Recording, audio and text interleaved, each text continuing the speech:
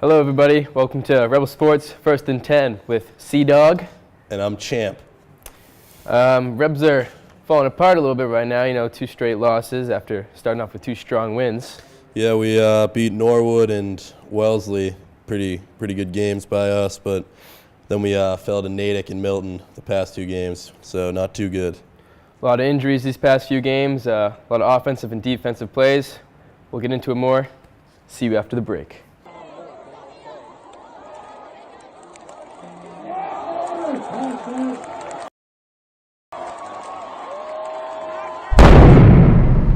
Welcome to the injury report. Just saw a clip of right tackle Patrick Colburn going down after making a touchdown-saving tackle on an interception thrown by Will Jarvis. So, Patrick, or Champ, what was the pain on that play? It was immense. I had to dive to hit the player out of bounds, or else he would have scored a touchdown. So I landed on my left shoulder, kind of took all the force of the blow there, and it subluxed, which means that it popped out of the socket and popped back in. So I've been going in for MRIs and x-rays. I just had to get my MRI injection so they could see what was wrong with the shoulder labrum. So I go in tomorrow and figure out when I'll be back for my return. So your injury leaves Brian Valcourt in that tackle right now. Yes. How much experience has he gotten throughout so far? He doesn't have much. He's a starter on the JV team, but other than that, he has no real varsity experience. But I feel like we're in good hands with him. He knows what he's doing. Yeah, I mean, he obviously stepped up after you went down and made some good plays. Yeah, he said to come in cold off the bench in Natick, but I think he played well.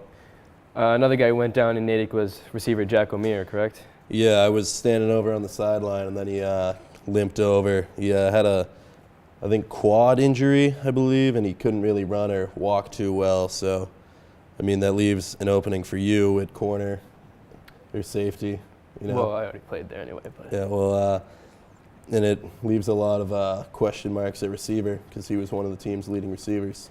Yeah, that brought Junior Ray into the game. He hasn't played much so far, but I mean, after Jack went down, he came in, he made some plays, made some strong catches. So, it's good to see guys stepping up. Yeah, next we have Dalton Conley. This is a real heartbreaker for the team. He blew out his knee in the pregame for the KP scrimmage. He tore his ACL, MCL, and meniscus. Yeah, that's tough. I mean, that also leaves, running back, that puts in Chris Riley, who has gotten reps, but yeah, as D-back, we got to find someone, people who haven't played much throughout the year, Don't have as much depth as we would like to. He's also out for the year. Another one out for the year would be Connor Gleavis. He hasn't gotten to play at all. Yeah. He broke his vertebrae during the lacrosse season, and he would have been a good defensive asset, playing outside linebacker. It would have been some competition for the position, but obviously Ethan Kelly's done a great job playing there, and, it just helps having some depth at the position. Yeah, definitely would have offered a little bit of depth. Next we have Pat Kearns. He went out against Milton. He strained his patellar tendon. I believe that's what it was. So he got an MRI, I believe, over the weekend. So it's just a strain. He says he should be back this week, but yeah, if it re-aggravates, it could be a big loss for us.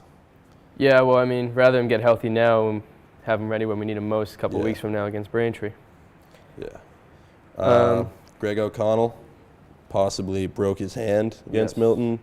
He's going in for an x-ray, and he's a real big part of the offense and defense at fullback and defensive end. Made a couple of big plays for us, so hopefully he'll be back.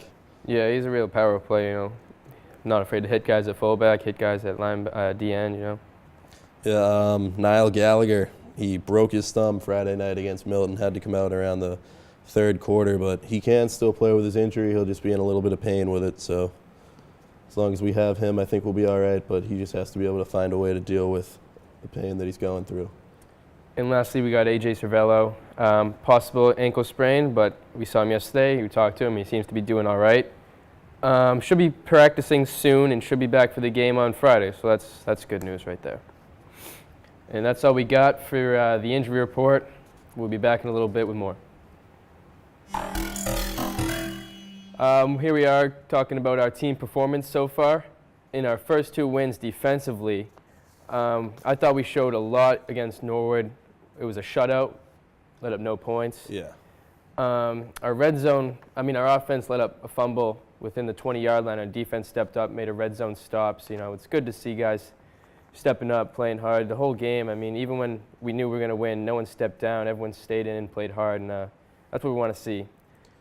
Yeah, offensively in that game, we came out firing. We put up 4 touchdowns. I really felt like we controlled the tempo of the game. If we wanted to run the ball, we'd run the ball. If we wanted to pass, work on the pass game, we could do that. I really didn't think that they had much of a chance to stop us once we got the ball rolling. Yeah, I agree. Looking to our second win, right after Norwood, we went into Wellesley on a home game Saturday afternoon. Defensively, not as good of a showing as we had against Norwood. Let up, I believe, 35 points, was it? 35, yeah. We had many individual good plays, individual good games, but just as a team, we didn't click as much. Sometimes we're just in the wrong defenses. We'd hold them to 3rd and 10 and then just let up one big play, a big run that ended up in a touchdown. Can't have that. Yeah. When you get ahead, we got to shut these teams down. We can't let them get back into the game, and that's not what we did against Wellesley. So we wanted to pick it up from there. Yeah, once again, our offensive unit, we had a pretty strong game. We had 42 points. Felt like really we had a good all-around game, but at points we did struggle to move the ball downfield. Obviously when the defense gets us the ball within their 30-yard line, it's going to be pretty easy for us to score. So big thanks to them. But I think we played overall pretty well, just inconsistent. I think our pass game played pretty well that day. Just mention it. Next we go into Natick. Natick, again, not as good of a showing as we would have liked defensively. Let up 2 touchdowns on their first 4 offensive plays, maybe 5 offensive plays. We just failed to get into our proper defenses, and we had a new guy playing. Wait, was that game we had someone playing safety? No, it was the next game, I believe. Yeah, but we just needed someone to step up and be a leader defensively, get us into our proper places, and we were kind of missing that out there. And we definitely let up some points because of it. But coming into the second half, we were down a lot, but guys didn't give up. We came out. It was a much stronger showing, didn't let up nearly as many points. There's a few individual good showings. Ethan Kelly had a fantastic game. He made probably upwards of 6 or 7 tackles. Yeah, Andrew White, I believe, had an interception. Yeah. Yeah, so some individual showings defensively that we breakups. liked. Yeah, a couple pass breakups. So individual showings that look good. Once again, just got to step up as a team and make some plays together. Yeah, again on offense, early on it looked like this is going to be a shootout, another instant classic, because after you said they scored on their first 2 drives, we responded with 2 play, I believe like a 50-yard touchdown pass to yards. you. Okay, it's a little weird. And then after that, we drove down the field and responded again. But after halftime, the wheels kind of really fell off for us. We moved the ball well, but we never really executed when we got down the field. We'd always just stall out. We'd end up turning the ball over. So, you can't really have that against a good team like Natick. And we got to take advantage of some turnovers, too. Yeah, We didn't capitalize on turnovers. our defensive turnovers that game. We did against Wellesley, but not against Natick. Then you look at Milton, another tough loss. The first half was okay defensively. We still let up a fair amount of points, but when the offense gives up the ball too quick, you can't expect the defense to keep going out there and making stops. Once again, we're letting up too many big plays, especially against Milton. We'd stop them. They'd have 3rd and long, 3rd and 14, 3rd and 15. They run a screen pass for 25 yards. That's not winning football. That's not what we need. We let up a big touchdown right before the end of the half, too. You can't let up big plays like that. What was it, close to 70-yard screen pass? If you want to be a winning program, you gotta shut teams down. We can't let things like that happen. It really kills the momentum. Second half, we came out much stronger.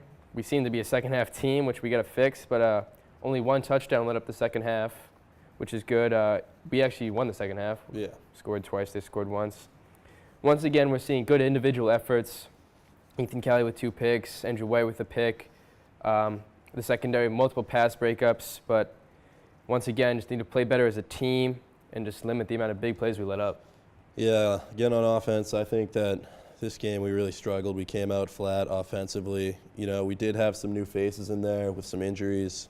I was out for that game, but when the defense gives you 3 turnovers and you can't capitalize on one of them, that's obviously not going to help you win a game. Although in the second half, I do believe it was much better because we did score. But you really just can't come out as slow as we did and expect to win a game against a team like Milton. It's just so talented. Well, that's what we got for team performance. We'll be back later with a preview of our next game coming up Friday night. And we're back about to preview our next game. We play Brookline Friday night. Yeah, they're a good team. They have a lot of good athletes, but I think that we have the edge over them. I think that if we game plan well enough, then we should be able to beat them. I mean, the coaches always put us in a good spot to win. It's just us going out and executing. That's what we got to do. Coaches have consistently put us where we need to be to win. Brookline's an athletic team, but I think we're much tougher, much more solid, and a better coach. So we just got to go out there, limit the big plays, play as a team on defense, play as a team on offense, and just limit negative plays. Ultimately come out with a win. Yeah. We always love seeing the fans come out and support us. Of course. Really kind of helps us out, get some momentum. So obviously, if you can make it, please do so. It'd be a great showing. Thank you. Momentum's key. You guys bring the momentum. Thank you for tuning in to Rebel Sports First and 10. We'll see you next time.